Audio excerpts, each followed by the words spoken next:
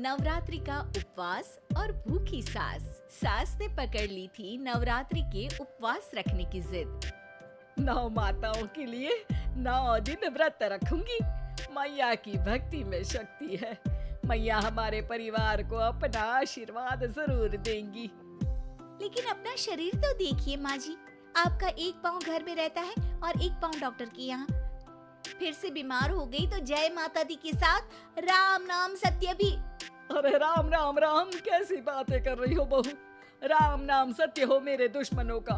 मुझे व्रत रखने से मत रोको बहू, वरना देवी माँ नाराज हो जाएंगी। नहीं, तुम्हारी सासु माँ नाराज हो जाएंगी। अरे पर माँ, भूखे क्यों रहना है? देवी माँ थोड़ी ना चाहती होंगी कि उनके भक्त भूखे रहें। और आपकी तो सारी मनोकामना पूरी हो चुकी है ना माँ। लालच है बेटा, लालच बुढ़ापे में भी खत्म नहीं होती। अरे तुम चुप करो जी, तुम्हारी भी उम्र है भक्ति भाव करने की। ज्यादा बड़बड़ की ना तो तुमसे भी उपवास रखवा लूंगी। हाँ, अरे रौद्र रूप की उदाहरण कर रही हो मेरी माँ। रख लो व्रत। ठीक है माँ, बस अपनी हेल्थ का ध्यान रखना। अरे उसकी चिंता तुम मत करो बेटा। मैंने टीवी पे देख लिया है कि व्रत में क्या क्या खाने से शरीर में कमजोरी नहीं होती। अच्छा ही है, वरना ऐसा ना हो कि 9 दिन के बाद तुम मैया के द्वार की जगह सीधा हरिद्वार। अरे तुम मुझे हरिद्वार क्यों भेजना चाहते हो? क्योंकि अब तुम्हें मायके तो भेजने से रहा। बाबूजी, क्यों माँ को परेशान करते रहते हो? अच्छा माँ, ये बता दो कि आपको व्रत में खाने के लिए क्या क्या चाहिए होगा? सास के सामने सब हार जाते हैं। माँ के कहे सामान को बेटा लेकर आता है। नवरात्रि का पहला दिन है। नाश्ता कर लो, स्वस्थ रहो, मस्त रहो। मेरा व्रत से ध्यान भंग मत करो। अच्छा ठीक है ठीक है, भूख लगेगी तो मेरी तरफ मत देखना। आई बड़ी। तुम कोई खाना हो जो तुमको देखूंगी, आए बड़े।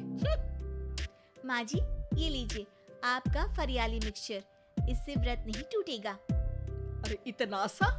दिन भर भूखी रहने वाली हूँ, थोड़ा तो और ला दे।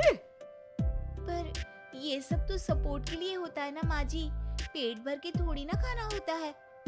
करवा चौथ का व्रत नहीं रख रही हूँ जो कुछ ना खाऊं पीऊं।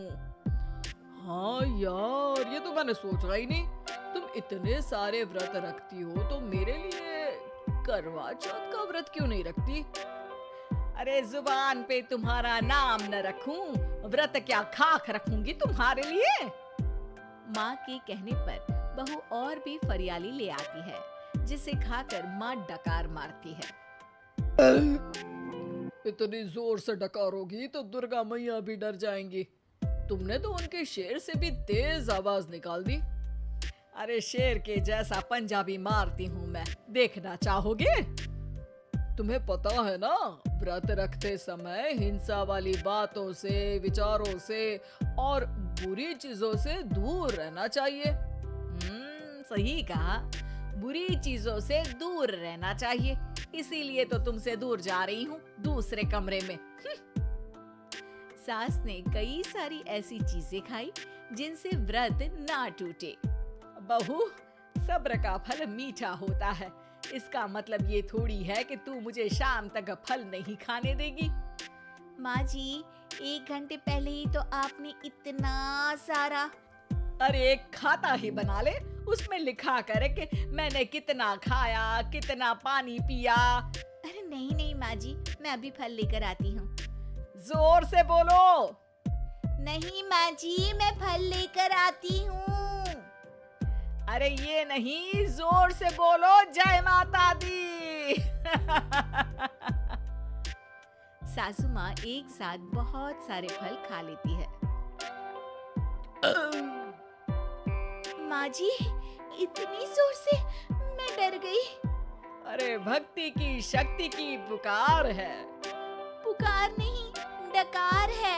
हाँ हाँ ठीक है ठीक है, चिप्स और लेकर आना जरा, उससे भी व्रत नहीं टूटता। माँ जी, आज ही सब खत्म हो जाएगा, नाश्ते का ही टाइम है। अरे ठीक है ना बेटा, मैं अब कुछ खाऊंगी ही नहीं, तुझे इतनी तकलीफ है तो। नहीं नहीं माँ जी, मेरा मतलब था कि उपवास में सिर्फ इतना खाना चाहिए जितना शरीर के लिए सही रहे। स्वाद के लिए खाने से तो अच्छा है कि उपवास ही मत रखो। माता जी की कृपा तो वैसे भी बनी ही रहती है।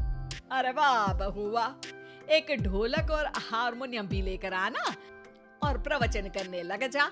श्री श्री 108 बहु ईश्वरी माता।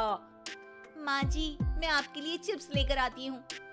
बहू की सही सलाह को भी सास नजरअंदाज कर देती है। थोड़ी देर में बहू सास को चिप्स लाकर दे देती है। आलू की चिप्स, आहा, मजा आ गया। आलू किसी भी सब्जी में चला जाता है।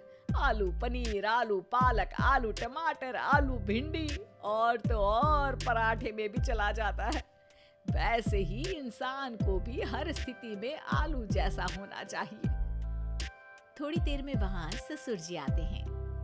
क्या चिप्स खा रही हो? अरे नहीं जी। दिख तो चिप्स ही रही है। अरे तो पूछ क्यों रहे हो? अरे गुस्सा क्यों हो रही हो?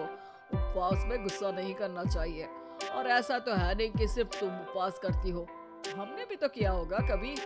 नहीं जी नहीं, तुम तो कर ही नहीं सकते। तुम उपवास में भी भेजा खाओगे और भेजा खाने से उपवास टूट जाता है। अच्छा, थोड़ी सी चिप्स मुझे दे दो, मन ललचा रहा है। नहीं, उपवास के लिए है। तुम अपना खाना खा लेना जो भी बने।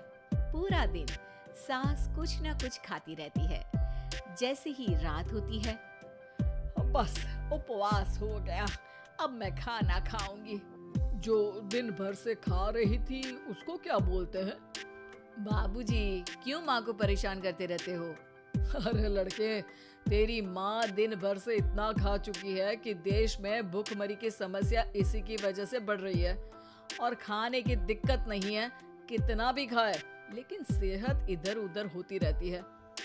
कुछ ऊपर नीचे हो गया तो तेरी माँ खाने के बाद हाथ धोएगी और तू अपनी माँ से हाथ धो बैठेगा।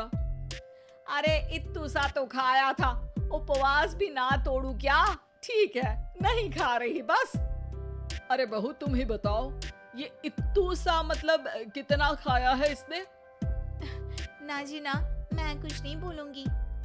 खाना दे रहे हो या नहीं, या 9 दिन बिना जल के उपवास रख लूं? देने के लिए धमकी अच्छी है, सुनने में भी डरावनी लग रही है, पर जैसे तुम्हारी जुबान में स्वाद का खून लगा है ना, तुम भूखी नहीं रह पाओगी। मैं कसम खाती हूँ जी। अरे देखो, कसम भी खाओगी तुम। अरे कुछ और दे दो इसको खाने को। ये ले, दाल चावल खा ले बस। डॉक्टर भी कहते थे कि माँ को आए दिन पेट से जुड़ी समस्या रहती है। बस इसी के लिए घर वाले पहले उन्हें उपवास नहीं करने दे रहे थे, लेकिन जब उपवास करने दिया तो माँ ने इतना फरियाली खाया कि घर वालों की चिंता बढ़ा दी। और जैसा कि घर वालों को डर था, अगले दिन उनकी तबीयत खराब भी हो गई। डॉक्टर को बुलाना पड़ा। अरे जितनी बार आप बीमार होते हो उस हिसाब से तो मुझे एक क्लिनिक आपके घर में ही खोल लेना चाहिए। या फिर क्लिनिक में ही इनका एक अलग कमरा बनवा देते हैं डॉक्टर साहब। बाबूजी, पिताजी, मेरे जनक, क्यों हमेशा मजाक करते रहते हो? डॉक्टर साहब, माँ का पेट खराब है। क्या खाया था? जो मिला, जो दिखा, सब कुछ। अरे बस भी करो जी। बस तो तुमको करना था खाते वक्त। देखिए, खाना अच्छी बात है और उपवास भी आदमी को रखते रहना चाहिए, लेकिन तब जब शरीर लायक हो। पहले दिन ही बीमार हो गई तो 8 दिन कैसे होगा? आप व्रत मत रखो और खाने पीने पे ध्यान दो। मैं गोलियां दे रहा हूँ। आप भी कुछ खाने को ही दे रहे हो? हाँ, इससे जल्दी ठीक हो जाएंगी, समझ गई आप? अब तो ठीक ही होना है ना मुझे। जोर से बोलो। जय माता दी। जय माता दी। जय माता दी।